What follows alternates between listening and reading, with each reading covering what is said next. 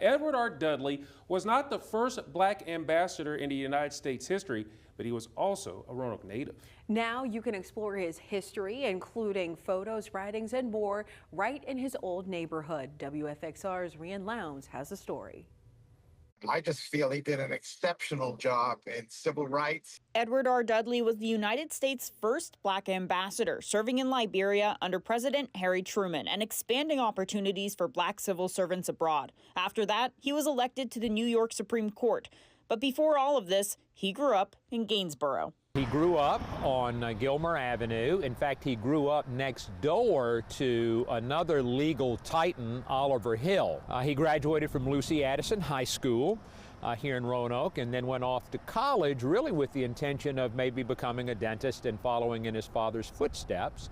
But he ultimately went to law school. Former mayor and local historian Nelson Harris applied for the historic marker that now stands on the corner of Gainsboro and Gilmer, memorializing Dudley's career and impact. I always find these markers to be educational, sometimes inspirational, as is the case with Edward Dudley. The barrier breaker's son, Edward R. Dudley Jr., came to Roanoke in December for the unveiling.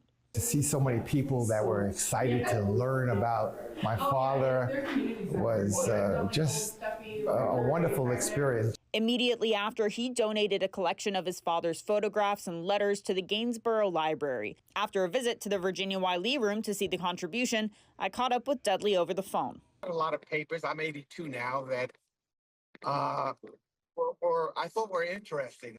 I thought it would be nice to have them in Roanoke. And it all started when, I wanted to try to help my father, who I think is a terrific hero of this country, to get more known. The collection includes letters to and from historic figures, Representative Franklin D. Roosevelt Jr. and colleague Thurgood Marshall.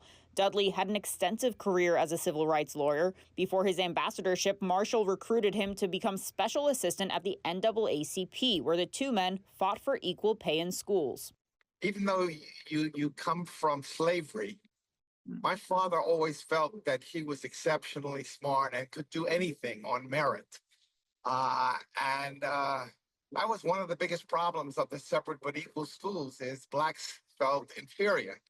And he was one person that absolutely was confident that given the chance, he could do as good a job as anyone. And that's the inspiration that you get from him and